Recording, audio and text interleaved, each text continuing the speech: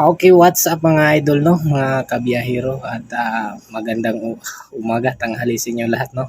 At dahil tayo ay di off ngayon,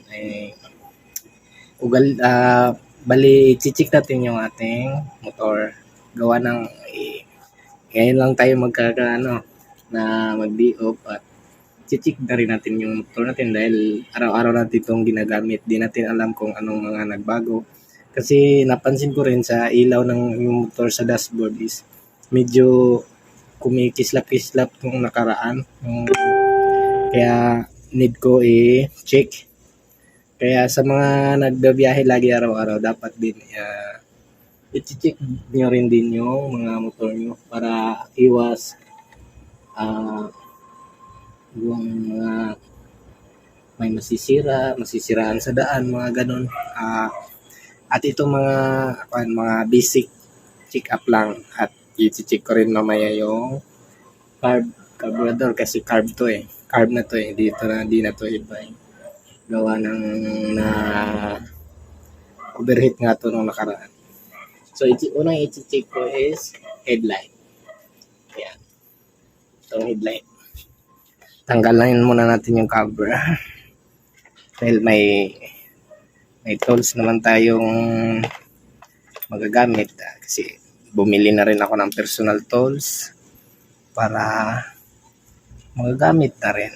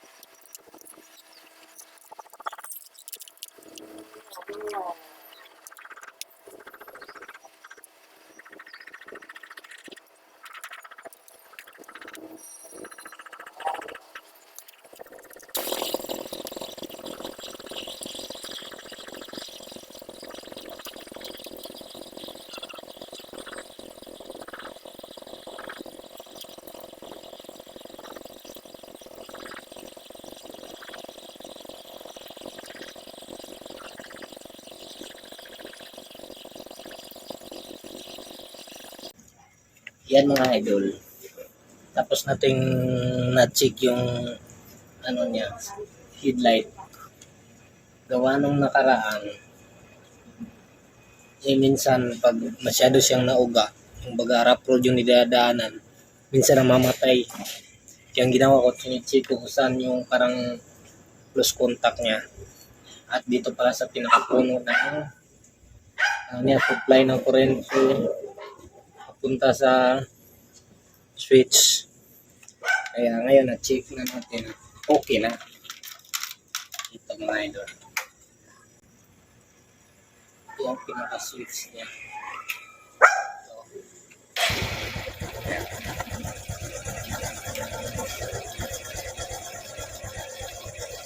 Pareho ba?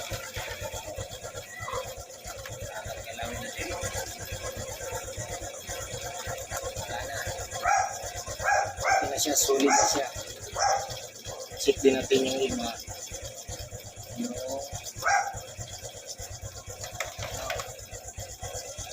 light.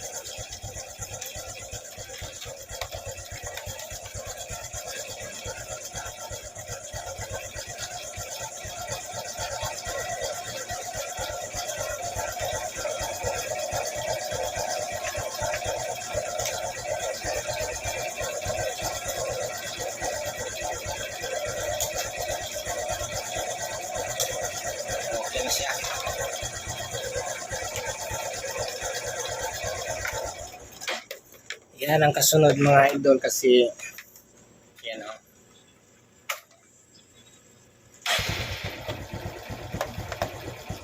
May nilagay akong dalawang ilaw dito para pag bumusing na umiilaw siya.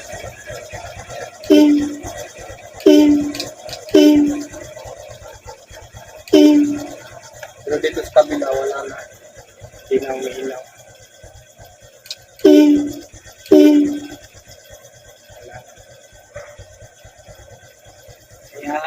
i-check natin ulit at palitan natin kung pinakailangan.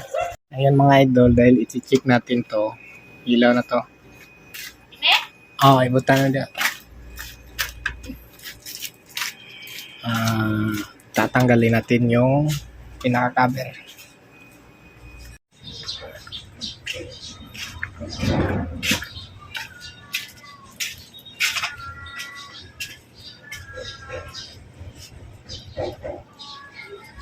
At sa mga idol, naglilinis tayo ng kwan. Binaklas ko na to. Tapos, may nakita pa akong parang dumidikit na mga kaya ito yung sinusundot-sundot ko konti. Pero linis na to sa loob. Tapos ko na tong binuksan. Kasi ang dumi na. Need talaga siya linisan. Siguro buwan-buwan.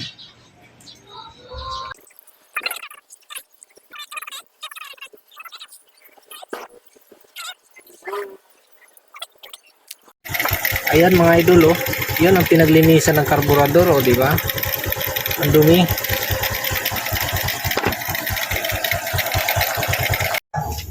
Ayan mga idol, stick natin.